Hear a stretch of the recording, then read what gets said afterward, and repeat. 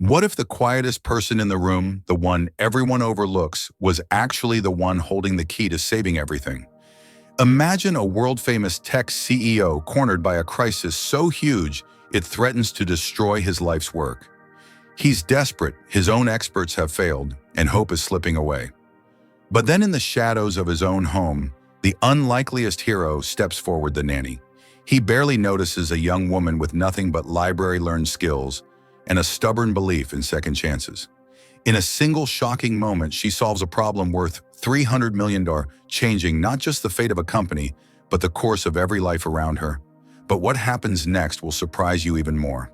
Stay with us because you won't believe how one ordinary woman's secret talent flips an entire world upside down and turns a quiet job into a legacy that no one saw coming. Ben Foster had always believed that his entire world could be measured in numbers, balance sheets quarterly, earnings lines of code. He was the sort of CEO who never took his eye off the screen, even in his own penthouse overlooking downtown Portland.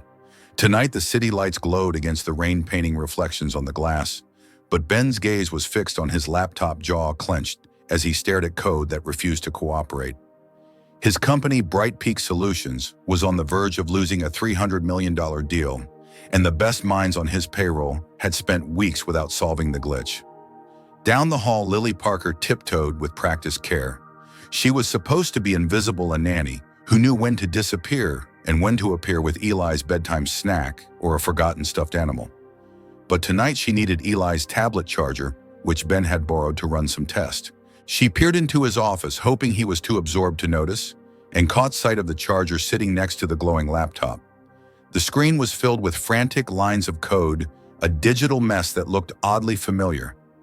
She hesitated, then crept closer. She had told herself 100 times, don't get involved. But the error jumped out at her, obvious and glaring, a poorly nested loop memory being devoured with every cycle. For a second, Lily stood frozen, then acting almost against her own will, she sat down, hands moving almost unconsciously over the keyboard. Fixing the logic felt like cleaning a cluttered room. She couldn't stop until it was right. The code ran smoothly. The system let out what felt like a digital sigh of relief. She was about to slip out when Ben's voice cracked the air behind her. "What do you think you're doing?"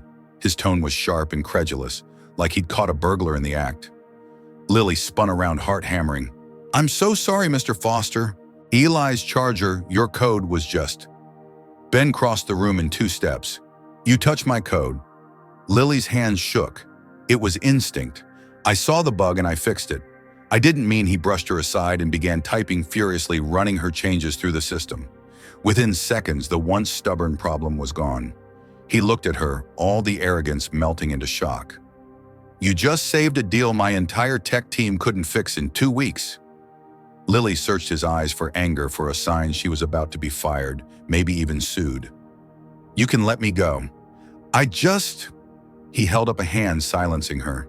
For a long, tense moment, he stared at the screen, then at her as if seeing her for the first time. "Where did you learn to code like this?" She let out a nervous laugh. "Mostly public libraries. Some online courses. Not everyone gets to go to MIT, Mr. Foster." He studied her, almost speechless. "You did this in 5 minutes." She nodded, trying to steady her breathing. "It was just obvious. Anyone could have seen it." He shook his head. "No, they couldn't. My engineers are the best in the business. So why are you Eli's nanny?" The question lingered in the air, painful and raw. Lily swallowed, fighting to keep her voice even. "Life happens, Mr. Foster. I had to take care of my sister. College got too expensive. I needed to pay bills."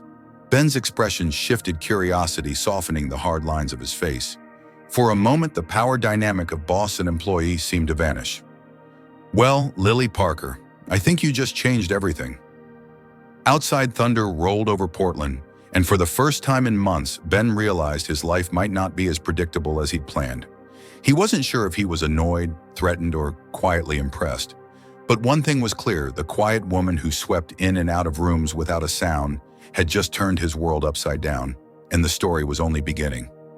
Thanks for watching. Sorry for the interruption. But we hope you will help us improve our content in the future. Have you ever felt underestimated because of your background or job? Would you have taken the risk Lily did, or kept quiet and stayed in the shadows. What do you think Ben will do next? Let me know in the comments. Ben Foster's office was still humming with shock long after Lily had slipped out. He found himself staring at the code she'd fixed, fingers hovering above the keyboard, unable to type. She had been right about the code, about everything. But it was more than the fix. It was the way she did it, fast and certain, as if she'd solved 1,000 problems just like this alone when no one was watching. He didn't sleep that night. Instead, he watched the rain slip down the windows and replayed every detail.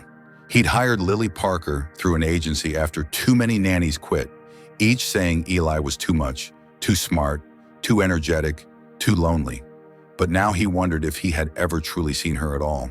The next morning, Ben lingered at breakfast, pretending to be interested in Eli's story about robot dinosaurs, but his eyes kept darting to Lily as she quietly packed lunch.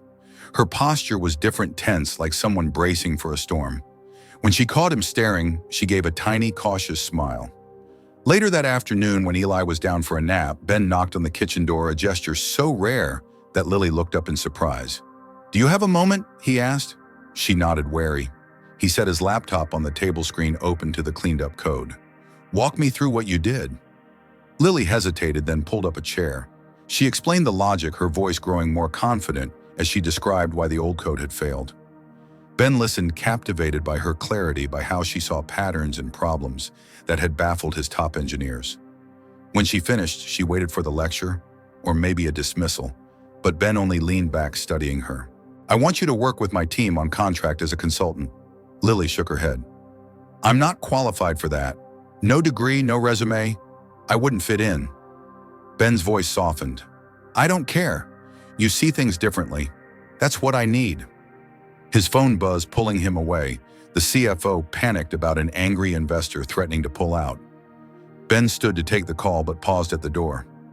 "Please think about it." The hours crawled by. Lily's hands trembled as she made Eli's dinner, her mind spinning with possibilities. By bedtime, she had convinced herself she'd refuse. But then she found a note tucked under her door. "You're not just a nanny.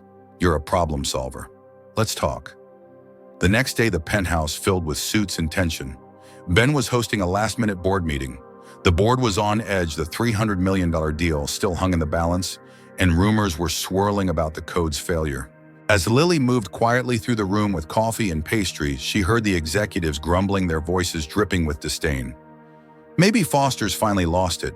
He hires kids to run his tech team now," scoffed one. Ben tried to hold the room, but the investors wanted blood.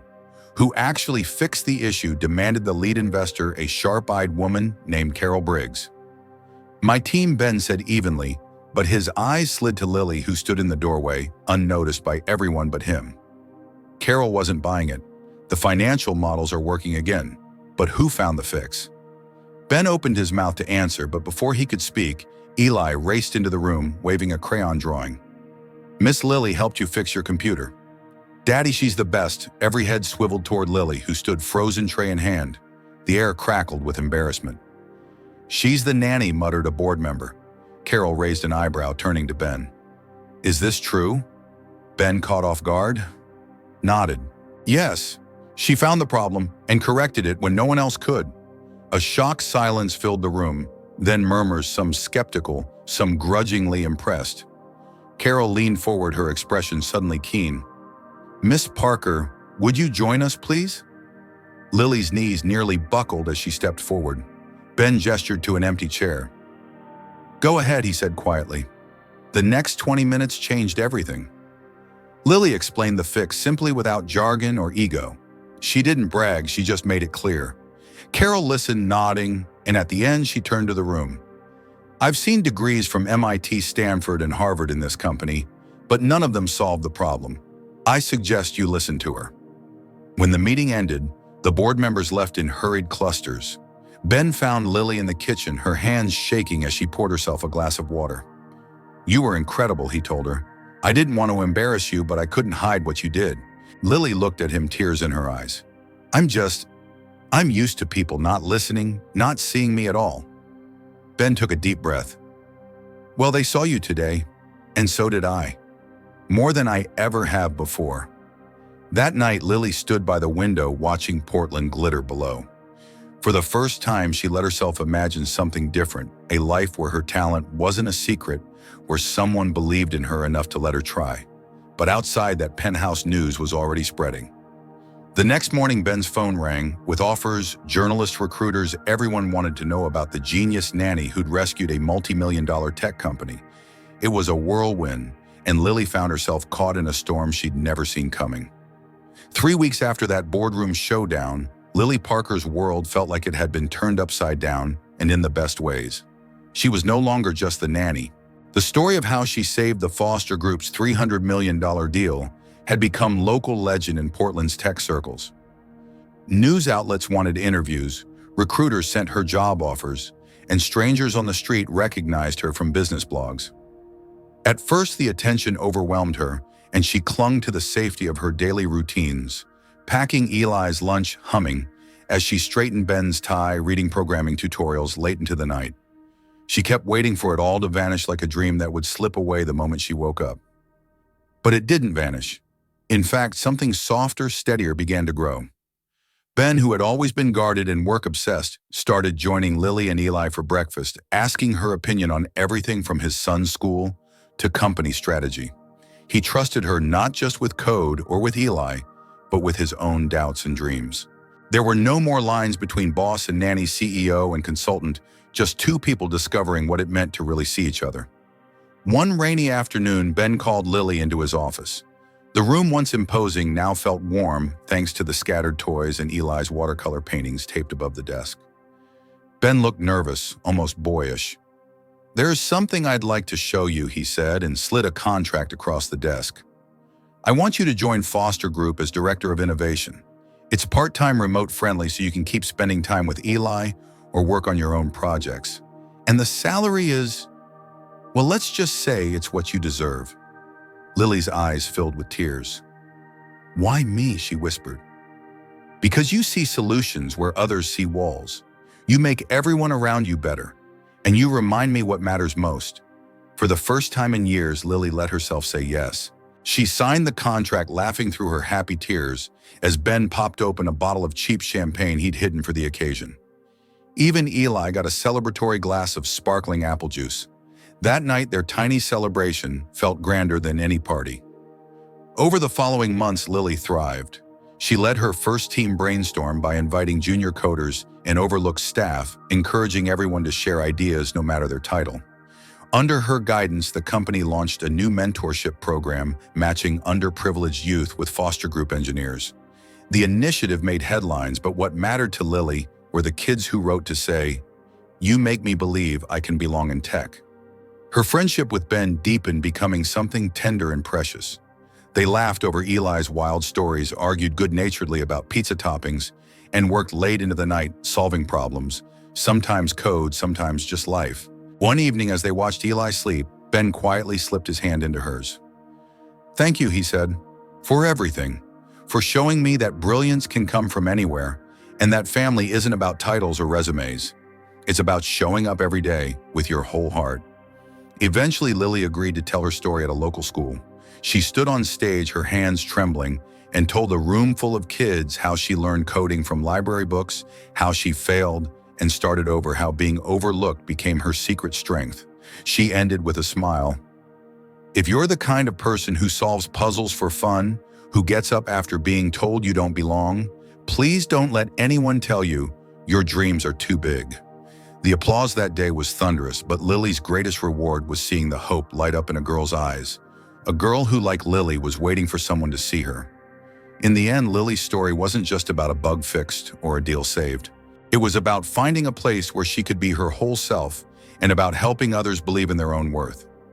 The Foster penthouse, once a fortress, became a home full of laughter, sticky notes, and shared dreams. Ben and Lily, side by side, built something lasting, not just a company, but a family. Thanks for watching. Sorry for the interruption, but we hope you will help us improve our content in the future. How did you feel about Lily's journey? Did her story inspire you or remind you of someone you know? Drop your thoughts below, and if you love this story, comment 100. Tell us where you're watching from, and don't forget to share this video with a friend who needs a little hope today.